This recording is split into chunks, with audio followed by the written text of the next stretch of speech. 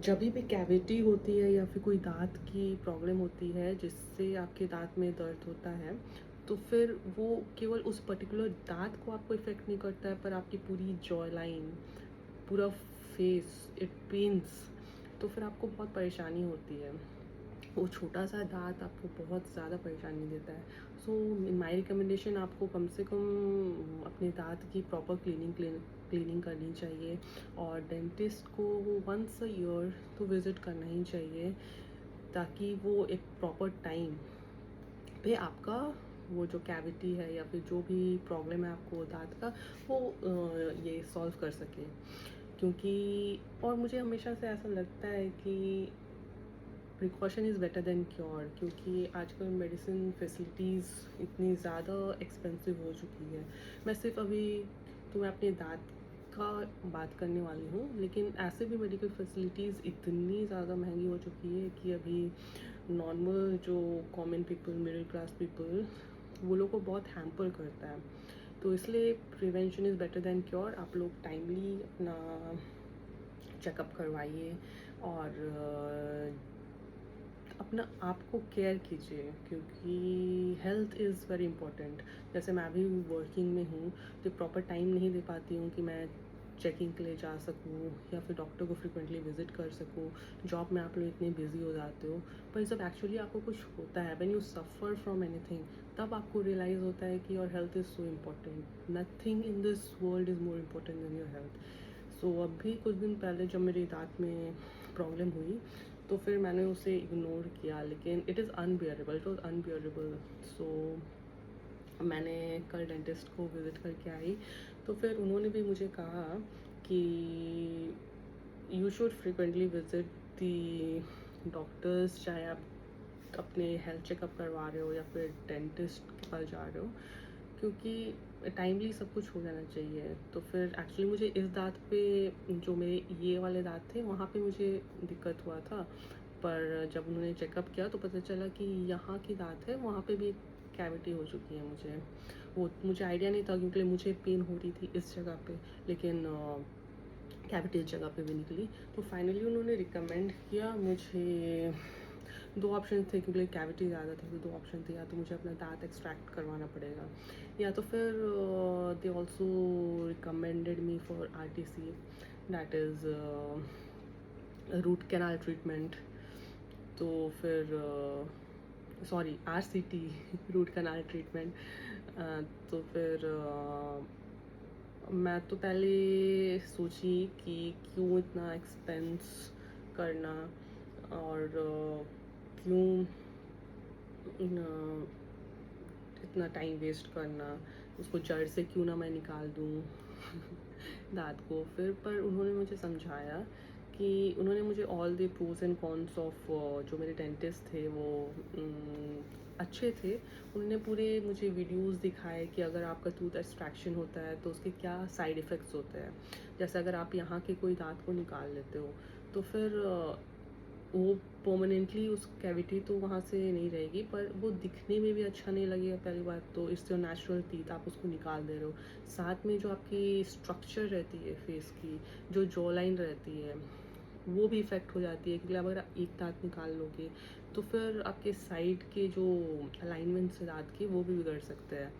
और साथ में उसका जो रेमेडी रहेगा, वो जो आप दाँत निकाल रहे हो, उसका जो रेमेडी रहेगा, जिसकी वजह से आपको साइड इफ़ेक्ट्स होंगे जो मैंने अभी बताया, तो उसके लिए फिर आपको रिप्लेसमेंट कराना पड़ेगा, वो आर्टिफिशियल दाँत लगवाने पड़ेंगे, and that is more expensive. जैसे root canal is also expensive, but जब आप नकली दाँत लगाओगे तो अप्रॉक्स 3 लेयर का वो लोग ये करते हैं। उन्होंने मुझे एक्सप्लेन किया था, I am forgetting that term, but वो ज़्यादा एक्सपेंसिव हो जाता है।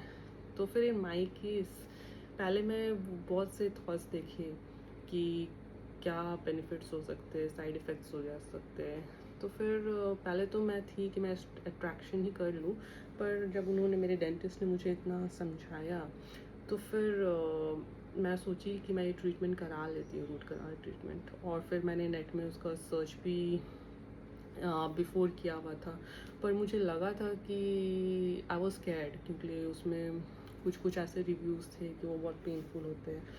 पर टू माई शॉक, हाँ, इंजेक्शन से मुझे हमेशा से डर लगता है। इंजेक्शन क्या बोलूँ मैं, हॉस्पिटल्स या फिर मुझे उस वाइब से ही बहुत स्कैरी फील होता है। तो फिर जब डॉक्टर ने बोला कि आपको इंजेक्शन लगाना ही पड़ेगा, नहीं तो आप मुझे टच नहीं करने दीजिएगा, आप मुझे ट्रीटमेंट नहीं करने दीजिएगा रूट कैनाल का। फिर मैंने देखी इंजेक्शन, बड़ा सा इंजेक्शन था, सो आई वॉज वेरी स्कैर्ड।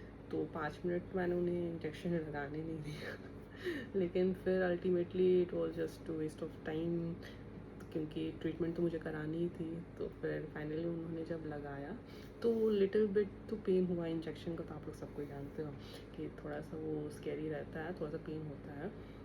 उन्होंने एनेस्थीसिया का इंजेक्शन लगाया एंड टू माय सरप्राइज़ कि जो मेरा ट्रीटमेंट इस टूथ का चल रहा था, रूट कनाल का whole treatment which was going on, तो that was totally pain free. मुझे कुछ पता तक नहीं चला कि क्या हो रहा है।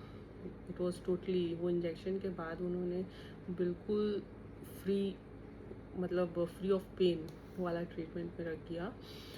और अभी तो उन्होंने, जैसे वो रूट कनाल में होता क्या है कि वो पहले तो उस प्लेस में जहाँ पे कैविटी रहता है उसको क्लीन करते हैं, वहाँ से जो टूथ रहता है उसको थोड़ा सा डिग करते हैं जिससे वो जो पार्ट इफेक्टेड है वो निकल जाए। उसके बाद फिर वो एक आई डोंट नो उसका टर्म क्या है, पर वो एक मशीन टाइप से वो एक्चुअली मेजरमेंट कर लेते हैं कि आपका वेन्स कितना अंदर तक जा रहा है। फिर वो वेन से वो जितना भी बैक्टीरियल इन्फेक्शन या जो कुछ भी रहता है वो उसे निकालते हैं, एक्सट्रैक्ट करते हैं। इनफैक्ट जो वेन्स रहता है वो निकालते हैं, फिर उस वेन्स के बदले वो कुछ फिलिंग कर देते हैं। उसके बाद finally it costed me around 6000।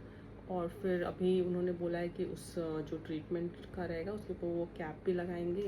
That depends कि आप किस क्वालिटी की कैप लोगे, फिर उसको कवर अप कर देंगे।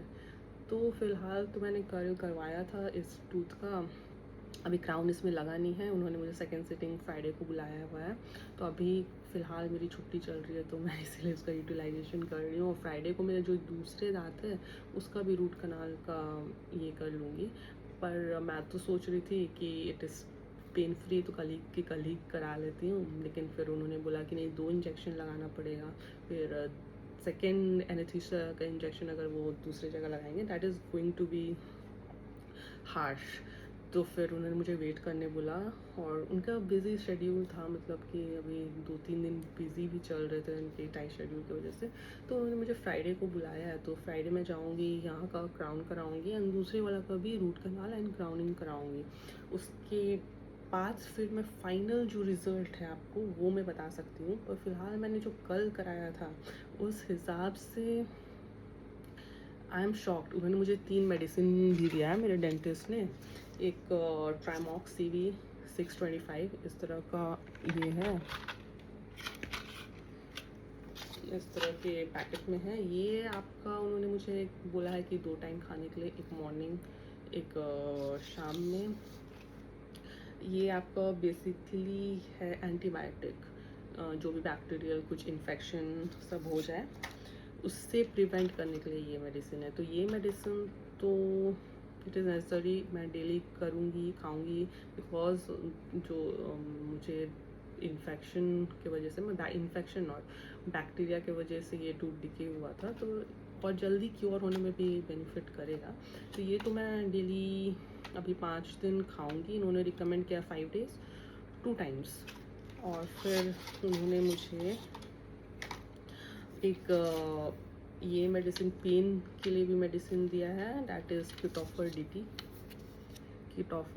DT। ये उन्होंने कहा है जब पेन होगा तब खाने के लिए। पर टू माई शॉक्ड, ना तो मुझे कल ट्रीटमेंट के थ्रू पेन हुआ और ना ही आज पेन हुआ। तो फिर आई डोंट थिंक मुझे इसकी ज़रूरत पड़ेगी, टच वुड। तो फिर ये अभी मैं यूज़ नहीं कर रही हूँ। और डॉक्टर ने कहा था अगर आपको पेन होगा तो ये मेडिसिन तो खाना ही है पेन वाला, और साथ में उन्होंने एक गैस का मेडिसिन दिया था, और ये जो डेली खाना है एंटीबायोटिक, ये भी खाने ही बोले थे। अगर पेन होगा तो फिर दोनों साथ में लेना है, वो बोले थे। पर मैं एंटीबायोटिक वाला तो ले रही हूँ, पर पेन मुझे अभी हो रहा नहीं है तो इसकी ज़रूरत नहीं पड़ रही है। और उन्होंने एक ये मेडिसिन भी दिया है, gut okay NF. Gut okay NF is for gas, कि अगर आपको गैस की प्रॉब्लम हो, कभी कभी एंटीबायोटिक या फिर पेन किलर खाने के बाद फिर आपको गैस की प्रॉब्लम हो जाती है, तो उसके लिए उन्होंने ये दिया था। पर आई डोंट थिंक कि मुझे इसकी भी ज़रूरत पड़ेगी, क्योंकि गैस की प्रॉब्लम मुझे है नहीं, और फिर अभी मैं केवल एंटीबायोटिक ही खा रही हूँ और दूसरे मेडिसिन खा रही हूँ। तो आई थिंक कि अभी मुझे मेडिसिन्स में केवल यही जो एंटीबायोटिक है बस यही खाना पड़ेगा। तो फिर दिस वॉज माई जर्नी कि कल मैंने रूट कनाल कराया और आज मैं आपको उसका रिव्यू दे रही हूँ। तो फिर डॉक्टर ने मुझे रिकमेंड, बस ऑप्शंस थे, मैं एक्सट्रैक्ट भी कर सकती थी। आज कहीं भी आप डेंटिस्ट के पास जाओगे तो वो देखते हैं, आपका एक्सरे करते हैं, उसके बाद फिर वो पता करते हैं कि कितना तक आपका इफ़ेक्ट हुआ है।